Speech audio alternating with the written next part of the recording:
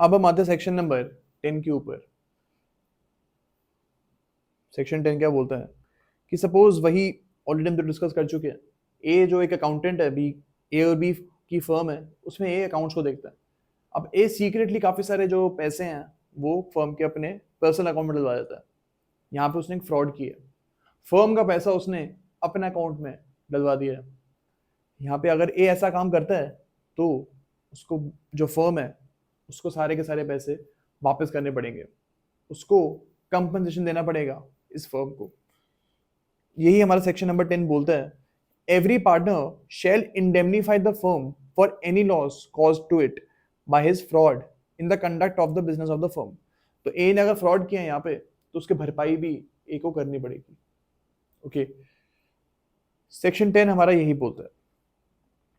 अब हम आते हैं सेक्शन नंबर 11 पे, जो कि बात करता है determination of rights and duties of partners by contract between the partners. ये क्या बोलता है, subject to the provisions of this act the mutual rights and duties of the partners of a firm may be determined by a contract between the parties, and such contract may be expressed or may be implied by a course of dealing। तो जो partnership firm की अगर कोई rights या फिर duties हैं, वो partners खुद डिसाइड कर सकते हैं कि हर पार्टनर का क्या राइट होगा और हर पार्टनर की क्या ड्यूटी होगी। ये पार्टनर्स खुद डिसाइड कर सकते हैं कॉन्ट्रैक्ट में। Okay, such contract may be varied by consent of all partners and such consent may be expressed or implied by course of dealing। यहाँ पे इंपॉर्टेंट जो कीवर्ड है वो ये है कि consent of all the partners is required.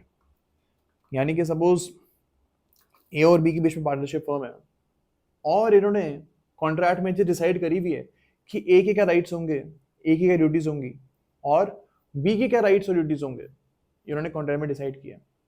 अगर इन rights और ड्यूटीज में कुछ भी चेंजेस करने हैं आगे जाके तो ए और बी दोनों का कंसेंट होना चाहिए।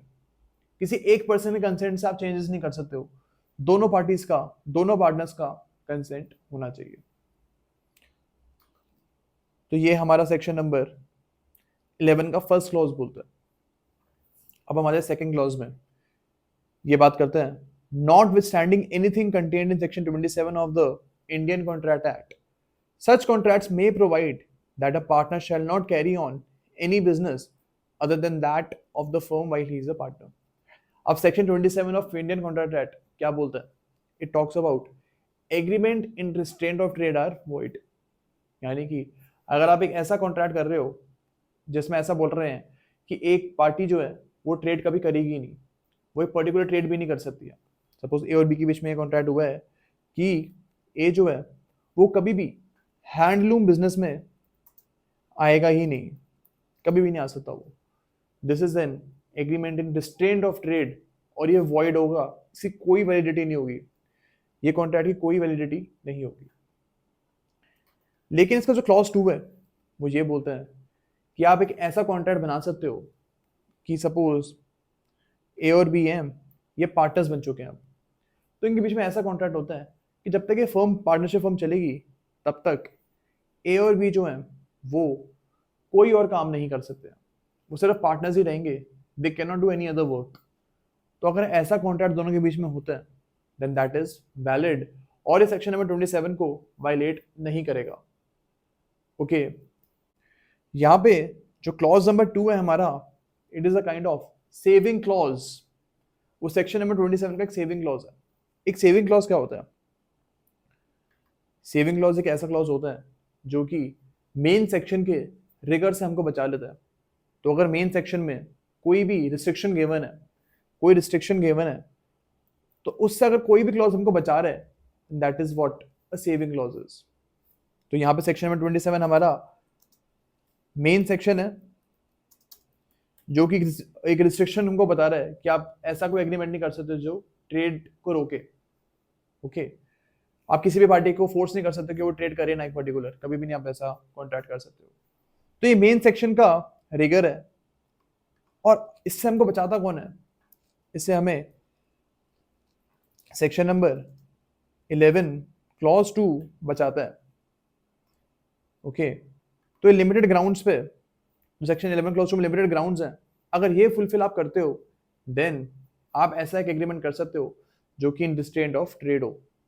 Okay, so if two partners अगर चाहे तो they can make a contract that जब तक ये फर्म चलेगी तब तक कोई भी पार्टनर कोई भी दूसरा एक ट्रेड को परस्यू नहीं कर सकता। इसमें एक और चीज हमको याद रखनी है, जो आपको मैं डिस्कस कर रहा हूँ ये इंटरप्रिटेशन के रूल्स हैं और ये आपको पता होने चाहिए। व्हेन यू राइटिंग एग्जाम में आंसर्स आप लिखोगे जब, तब आपको इंटरप्रिटेशन के रूल्स याद होने चाहिए।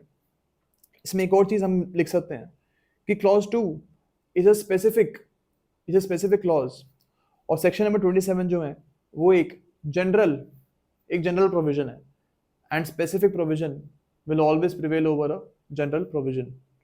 तो ये चीज हमको याद रखनी है। अब हम आते हैं सेक्शन नंबर 12 के ऊपर। ये बात करते हैं कि एक पार्टनरशिप फर्म में पार्टनर्स के क्या क्या राइट्स होंगे, इसके बारे में सेक्शन नंबर 12 बात करता है। लेकिन हम इसको पढ़ेंगे जब, तो शुरू में इसमें लिखा हुआ है subject to a contract between the parties, यानी कि अगर पार्टीज के बीच में ऐसा कोई कॉन्ट्रैक्ट हुआ है जहां पे उन्होंने ये चीज डिसाइड करी है कि एक स्पेसिफिक पार्टनर का ये पर्टिकुलर राइट नहीं होगा, कॉन्ट्रैक्ट में उन्होंने चीज लिखी हुई है, तब हम उस कॉन्ट्रैक्ट से गवर्न होंगे। हम सेक्शन नंबर 12 में फिर नहीं आएंगे। सपोज इसका पहला जो राइट है वही हम पढ़ लेते हैं। पहला राइट हम यही पढ़ लेते हैं, every partner has a right to take part in the conduct of the business, यानी कि जो भी फर्म में डिसीजंस लेंगे उसमें हर पार्टनर का इक्वल राइट होगा कि वो अपनी बात को रख सके। लेकिन सपोज एक फर्म में ए एंड बी पार्टनर्स हैं, इन्होंने पार्टनरशिप फर्म बनाई है, उस कॉन्ट्रैक्ट में उन्होंने ये चीज लिखी है कि ए जो है वो कभी भी पार्टनरशिप फर्म की किसी भी मीटिंग में नहीं आएगा, because A is a sleeping partner. A अपना काम जो है सारे का सारा उसने बी के ऊपर रख दिया है, लेकिन ए जो है उसको प्रॉफिट्स मिलेंगे बस। अगर ऐसा कॉन्ट्रैक्ट ए और बी के बीच में हुआ है तो हम इसको प्राइमेसी देंगे, हम इस कॉन्ट्रैक्ट को प्राइमेसी देंगे, फिर हम सेक्शन नंबर 12 में नहीं आएंगे।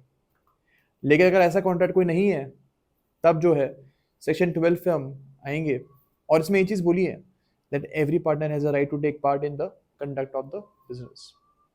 तो सपोज ए बी और सी एक फर्म है, ए बी सी एक फर्म को बनाते हैं, इन्होंने सिर्फ एक कॉन्ट्रैक्ट ऐसा लिखा उसमें कि फ्रॉम नाउ ऑन जो भी इस फर्म के प्रॉफिट्स होंगे वो हम 33% ईच बांटेंगे। ओके, ऐसा कॉन्ट्रैक्ट हुआ इन दोनों के बीच में, यहाँ पे और कोई चीज़ नहीं लिखी है कॉन्ट्रैक्ट में, तो हम ये मान लेंगे कि ए और बी ए बी सी जो है इन तीनों को इक्वल राइट्स हैं अपनी बात को रखने के लिए। फर्म में कोई भी डिसीजन होगा तो तीनों की बात को सुनना कंपलसरी होगा। अब हम आते हैं इसके बी के ऊपर। ये बोलता है every partner is bound to attend diligently to his duties in the conduct of the business. Suppose A और बी एक फर्म को बनाते हैं, ए और बी डॉक्टर्स हैं। अब जो इनकी फर्म बनी है उसका ये ऑब्जेक्टिव है कि जो भी पेशेंट आएगा उसको बेस्ट मेडिकल एडवाइस देनी है, और उस पेशेंट को अगर नेसेसरी हो तो ऑपरेट भी करना पड़ेगा। तो ये काइंड ऑफ नर्सिंग होम ए और बी ने साथ मिलकर बनाया है। यहाँ पे ए और बी दोनों को अपनी रिस्पॉन्सिबिलिटी को ढंग से निभाना पड़ेगा। अगर ए को बोला है कि आप आई की सर्जरी करोगे और बी को बोला है कि आप सिर्फ और सिर्फ लिप्स की सर्जरी करोगे, तो ये जो सर्जरीज वो करेंगे वो इनको ढंग से करनी पड़ेगी, कोई भी उसमें लैप्स या केयरलेसनेस नहीं होनी चाहिए। ओके, तो ये हमारा बी बोलता है। सी पे आते हैं हम, any difference arising as to ordinary matters connected with the business may be decided by a majority of the partners, and every partner shall have the right to express his opinion before the matter is decided, but no change may be made in the nature of the business without the consent of all the partners। ये क्या बोलता है, इसको हम example से समझते हैं। Suppose A B and सी जो है ए बी और सी इनकी एक पार्टनरशिप फर्म है। ओके, अब इस फर्म का काम क्या था कि ये टी शर्ट्स बनाती थी। टी शर्ट्स एक पर्टिकुलर पैटर्न पे ये बनाती थी। ओके, अब अगर इनको टी शर्ट्स का डिजाइन चेंज करना है या फिर टी शर्ट्स का कलर स्कीम चेंज करनी है, उस केस में ए बी सी का तीनों का जो है आपको ओपिनियन लेने का राइट देना पड़ेगा। तो ए बी सी तीनों को अपनी बात रखने का यहाँ पे मौका मिलना चाहिए। लेकिन अगर सपोज ए और बी बोले यहाँ पे कि टी शर्ट ग्रीन कलर की बनेगी, सारी की सारी टी शर्ट ग्रीन कलर की बनेगी, और सी बोले अगर कि सारी की सारी जो टी शर्ट्स हैं वो ब्लू कलर की बनेगी, तो यहाँ पे किसकी बात मानी जाएगी? यहाँ पे हम मेजोरिटी देखेंगे। मेजोरिटी यहाँ पे ए और बी की हो रही है, तो यहाँ पे जो भी टी शर्ट्स बनेंगी वो सारी की सारी ग्रीन कलर की बनेगी। तो ये एक डिसीजन है in ordinary course of business, ये रोजमर्रा का डिसीजन है, क्योंकि टी शर्ट बनाने का इनका बिजनेस है, तो ऐसी बातें तो उठेंगी। लेकिन इनको अब ये डिसाइड करना है कि हमको जो पार्टनरशिप फर्म का बिजनेस है उसका जो नेचर है वही चेंज करनी है। अब सपोज एबीसी चाहते हैं कि फर्म जो है वो जैकेट्स बनाने लग जाए, टी शर्ट्स बनाने का काम बंद करके जैकेट्स बनाने का काम ही चालू करना चाहते हैं। तो अगर इनको ये चीज़ करनी है तो सारे के सारे जो पार्टनर्स हैं उनको कंसेंट करना पड़ेगा। यहाँ पे मेजोरिटी का काम नहीं चलेगा, यहाँ पे ए बी सी तीनों को कंसेंट करना पड़ेगा, तभी ये टी शर्ट का काम बंद कर सकते हैं और जैकेट का काम चालू कर सकते हैं। ओके, तो हम ये चीज़ समझ रहे हैं यहाँ पे कि अगर ऑर्डिनरी डिसीजन है, छोटे मोटे डिसीजन हैं रोजमर्रा के, उसमें तो मेजोरिटी से काम चल जाएगा। लेकिन आपको नेचर ऑफ द बिजनेस ही बदलना है, उस केस में जो है आपको सारे के सारे पार्टनर्स का कंसेंट लेना पड़ेगा। तो यही हमारा सी बोलता है। अब हमारे डी के ऊपर, every partner has a right to have access to and to inspect and copy any of the books of the firm. तो यानी जो भी अकाउंट्स होते हैं फर्म के, क्या एक्सपेंडिचर हुआ है, क्या प्रॉफिट हुआ है, ये जो बुक्स अकाउंट्स की हैं इनको हर एक पार्टनर इंस्पेक्ट कर सकता है। ओके, ई पे आते हैं हम। In the event of the death of a partner, his heirs or legal representatives or other duly authorized agents shall have a right of access to and to inspect and copy any of the books of the firm। यानी कि अगर एक partner की death हो जाती है, उस case में जो डेड पार्टनर है उसके लीगल रिप्रेजेंटेटिव्स, बच्चे, वाइफ वगैरह, उनको भी राइट मिल सकता है कि वो फर्म की बुक्स जो है वो देख सकें। बिकॉज अब उनको शेयर तो चाहिए ही होगा। सपोज एबीसी एक फर्म है और सी की डेथ हो जाती है, तो सी का जो भी प्रॉफिट वगैरह है वो देखने के लिए सी के बच्चे वगैरह, जो इनकी फर्म है एबीसी की फर्म जो है, उसके अकाउंट्स को देख सकती है। ओके, तो ये हमारा section number 13, sorry section number I guess 12 था, ये सेक्शन 12 यही बोलता है। अब हम आते हैं सेक्शन नंबर 13 पे, ये बात करते हैं म्यूचुअल राइट्स एंड लाइबिलिटीज के बारे में। ये बोलता है कि एक पार्टनर्स की राइट्स और लाइबिलिटीज क्या होती हैं। तो सेक्शन 12 में हमने पढ़ा था कि सिर्फ राइट्स के बारे में बात हुई थी, बट यहाँ पे लाइबिलिटीज के बारे में भी बात होगी। अब हम इसका पढ़ते हैं। Subject to contract between the partners. Again, अगर कोई कॉन्ट्रैक्ट होता है, वो कोई दूसरी बात बोलता है, तो हम कॉन्ट्रैक्ट की बात को देखेंगे। देन सेक्शन 13 में जो भी लाइबिलिटीज वगैरह हैं उसको हम नहीं देखेंगे। ओके, सेक्शन 13 को तब देखेंगे जब उसके बारे में कॉन्ट्रैक्ट बात करता ही नहीं है। सपोज इसका ए फर्स्ट देखते हैं हम। A partner is not entitled to receive remuneration for taking part in the conduct of the business. तो ये एक जनरल रूल है कि एक पार्टनर जो है उसको पार्टनरशिप फर्म में अपनी एक्सपर्टीज देने के लिए कोई भी रेम्यूनरेशन, सैलरी जो है वो नहीं मिलेगी।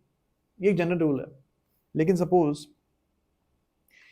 ए बी सी एक पार्टनरशिप फर्म बनाते हैं जिसमें ए जो है ये बहुत ज़्यादा एक्सपीरियंस बंदा है, इसको सपोज 30 साल का एक्सपीरियंस है, और बी सी को सिर्फ 2-2 साल का एक्सपीरियंस है। तो यहाँ पे ए, बी और सी ने कॉन्ट्रैक्ट किया है कि ए को प्रॉफिट्स तो मिलेंगे मिलेंगे, लेकिन साथ में 2 लाख रुपए सैलरी भी हर महीने मिलेगी। अब ऐसा कॉन्ट्रैक्ट होता है तो ये वैलिड होगा, इवन दो सेक्शन 13 क्लॉज है ये बोलता है कि पार्टनर्स को कोई रेम्यूनरेशन नहीं मिलेगा। स्टिल अगर ये कॉन्ट्रैक्ट बनता है हमारा जो हमने डिस्कस किया है अभी, then this contract will be valid. Okay, because यहाँ पे लिखा हुआ है subject to contract between the partners. अब हम आते हैं इसके बी पे। The partners are entitled to share equally in the profits earned and shall contribute equally to the losses sustained by them. Suppose ए और बी के बीच में एक पार्टनरशिप फर्म है, अगर इन्होंने ये डिसाइड नहीं किया है कि प्रॉफिट्स का रेशियो क्या होगा, तो हम ये मान लेंगे कि वो इक्वल होगा, यानी ए और बी इक्वली 50-50% प्रॉफिट्स को बांटेंगे। लेकिन अगर वही ए और बी ने बोला है कि ए 40% रखेगा और बी 60% रखेगा, तो हम कॉन्ट्रैक्ट पे जाएंगे, कॉन्ट्रैक्ट के जो वर्डिंग्स हैं उसको हम प्राइमेसी देंगे।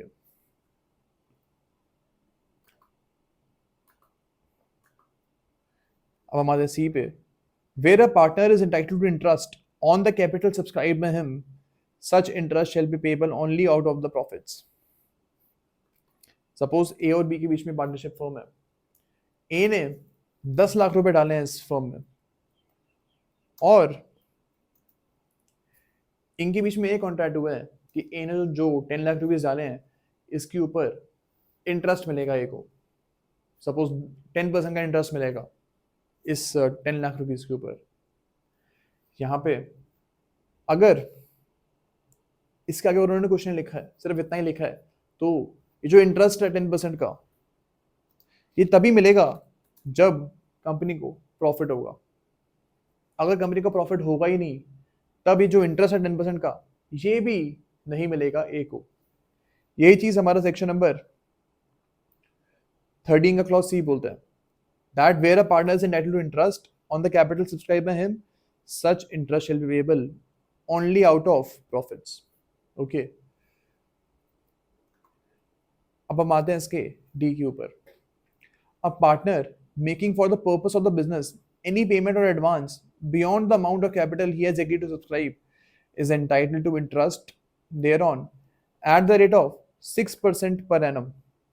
यानी कि अगर सपोज यही ए और बी के बीच में फर्म है, इसमें ए ने बोला है कि 50 लाख रुपए की मशीनरी चाहिए थी, 50 लाख रुपीस की मशीनरी चाहिए थी इस फर्म को, तो ए ने बोला कि चल ठीक है, इस मशीनरी को मैं लेके आता हूँ, जो 50 लाख रुपए की मशीनरी है ये मैं अपने पैसे से लेके आता हूँ। अब इसके आगे कॉन्ट्रैक्ट में और कोई बात नहीं बोली गई है, तो यहाँ पे अगर इस मशीनरी के ऊपर 50 लाख रुपीस की मशीनरी के ऊपर इंटरेस्ट चाहिए ए को, तो कितना इंटरेस्ट होगा? कॉन्ट्रैक्ट में अगर चीज कुछ नहीं लिखा है इसके बारे में, तो इसको 6% इंटरेस्ट मिलेगा इसके ऊपर, 6% इंटरेस्ट। तो ये चीज हमको याद रखनी है बस। लेकिन अगर कॉन्ट्रैक्ट में लिखा है कि इस 50 लाख के ऊपर इसको 10 लाख रुपीस का इंटरेस्ट मिलेगा, उस केस में 10 लाख रुपीस का यानी 10% का इंटरेस्ट मिलेगा, तो हम कॉन्ट्रैक्ट पे जाएंगे और उसको 10% इंटरेस्ट ही मिलेगा इस 50 लाख रुपए की मशीनरी के ऊपर। हम डी पे तभी जाएंगे जब 10% या कोई भी इंटरेस्ट कॉन्ट्रैक्ट में मेंशन नहीं है, तब एक स्टैंडर्ड रेट ऑफ इंटरेस्ट मिलेगा उसको 6%। अब हम आते हैं इसके ई के ऊपर। ई बोलते हैं the firm shall indemnify a partner in respect of payments made and liabilities incurred by him in the ordinary and proper conduct of the business। यानी कि अगर सपोज ए और बी के बीच में एक पार्टनरशिप फर्म है जिनमें इन्होंने 10 लाख रुपए ईच कंट्रीब्यूट किए, ए ने भी 10 लाख रुपए डाले अपने और बी ने भी 10 लाख रुपए डाले हैं। अब जब बिजनेस चल रहा था उस दौरान 10 लाख रुपए और की जरूरत पड़ गई। अब यहाँ पे बी बोलता है मेरे पास तो और पैसे हैं नहीं, ए बोलता है कोई बात नहीं, मैं क्या करता हूँ अपने 10 लाख रुपए इस बिजनेस में और डाल देता हूँ। तो यहाँ पे जो एक्स्ट्रा 10 लाख रुपीज ए ने डाले हैं अब, इसका जो कंपनसेशन है वो कंपनी को वापस करना पड़ेगा। तो जो 10 लाख रुपीज एक एक्स्ट्रा डले हैं ये कंपनी को, यानी ए और बी के बीच में जो फर्म है, कंपनी गलत वर्ड यूज कर दिया मैंने, पार्टनरशिप फर्म, तो जो पार्टनरशिप फर्म है ए और बी की, इस फर्म को 10 लाख रुपीज वापस करने पड़ेंगे ए को। ओके, इसका सेकंड देखते हैं हम। In doing such act in an emergency for the purpose of protecting the firm from loss as would be done by a person of ordinary prudence in his own case under similar circumstances. Suppose ए और B के बीच में एक partnership firm चल रही है। अब क्या होता है, जब ये फर्म चल रही थी तो 10th डे को, 10वें दिन, इस फर्म में आग लग जाती है, फायर लग जाती है। यहाँ पे ए क्या करता है, ए ने अपने पैसे से काफ़ी सारे वाटर के कंटेनर्स मंगवाए हैं, काफ़ी सारे, सपोज 100 गैलन्स ऑफ वाटर ए ने मंगवाया है जिसकी कॉस्ट थी 2 लाख रुपए। अब यहाँ पे ये जो वाटर है ये पानी फायर पे छिड़का गया है और आग बुझ गई। ये एक इमरजेंसी सिचुएशन थी और इसमें ए ने कंपनी के बेस्ट इंटरेस्ट में ऐड करके आग को बुझाने का काम किया। तो जो 2 लाख रुपए ए के लगे हैं ये वापस होंगे ए को। जो फर्म है ये कंपनसेट करेगी, इंडेमनीफाई करेगी ए को। अब हम आते हैं इसके एफ के ऊपर। इसका एफ ये बोलता है कि अगर एक विलफुल निग्लेक्ट हुआ है किसी पार्टनर की तरफ से तो वो जो पार्टनर है उसको इंडेमनीफाई करने पड़ेगा फर्म को। फॉर एग्जाम्पल ए और बी के बीच में एक पार्टनरशिप फर्म है एंड इस फर्म में आग लग जाती है। अब ये जो है वो जब ये फायर लगी थी उस टाइम फर्म में ही मौजूद था और इसने कोई ऐसा मेजर नहीं उठाया जिसकी वजह से जो आग है वो बुझ जाए। ना ही इसने फायर ब्रिगेड को बुलाया है और ना ही इसने कुछ अपने एंड पे पानी वानी मंगवाया, कुछ नहीं किया इसने। यहाँ पे ए ने एक विलफुल निग्लेक्ट किया, इसने अपनी रिस्पॉन्सिबिलिटीज को निग्लेक्ट किया है and that is why A will have to indemnify the firm for this neglect. तो जो भी नुकसान होगा फर्म को उसकी भरपाई ए को करनी पड़ेगी। ओके, तो सेक्शन 13 हमारे यही बोलता है। अब हम आते हैं सेक्शन नंबर 14 पे। ये एक सिंपल सी बात बोलता है कि सपोज ए और बी ने जब पार्टनरशिप फर्म स्टार्ट हुई थी उस टाइम पे 50 लाख तक का सामान फर्म में लगाया। सपोज ए ने अपना टीवी, एसी और भी बहुत सारी चीजें फर्म को दे दी। बी ने भी बहुत सारी चीजें, फर्नीचर वगैरह, चेयर्स, प्रोजेक्टर, ये सब कुछ बी लेके आया फर्म में। तो पहले तो ये प्रोजेक्टर, टीवी वगैरह ए और बी की पर्सनल प्रॉपर्टीज थी, लेकिन जैसे ही ये प्रॉपर्टीज ये फर्म में लेके आते हैं उस टाइम पे ये जो प्रॉपर्टीज हैं ये हो जाएंगी फर्म की प्रॉपर्टी। उसके बाद ए और बी ये नहीं बोल सकते हैं कि इसमें मेरा पर्सनल राइट है। तो ए जो टीवी घर से लेके आया अपने, जो उसने फर्म में लगा दी है, अब आगे जाके ए ये नहीं बोल सकता कि ये जो टीवी है मेरे को घर वापस लेके जाना है। ओके, तो ये हमारा सेक्शन नंबर 14 बोलता है। Subject to contract between the parties, the property of the firm include all the property and rights and interest in property originally brought into the stock of the firm or acquired by purchase or otherwise by or for the firm for the purpose and in the ordinary course of the business of the firm. Okay, and includes also the goodwill of the business. तो जो goodwill होगी business की उसके ऊपर भी दोनों जो partners हैं उनका इक्वल राइट होगा। कोई पार्टनर ये नहीं बोल सकता है कि ये गुडविल मेरी पर्सनल प्रॉपर्टी है। ओके, अब हम आते हैं इसके सेकंड पैरा पे। Unless the contrary intention appears, the property and rights and interest in the properties acquired with money belonging to the firm are deemed to have been acquired by the firm.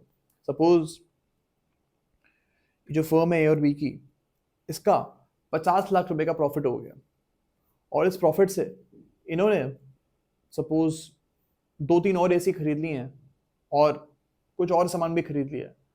अब ये जो 50 लाख रुपए से items purchase हुई हैं इन पे firm का अधिकार होगा। किसी पार्टनर का इंडिविजुअल अधिकार उस पर नहीं होगा। ओके, तो ये हमारा सेक्शन 14 बोलता है।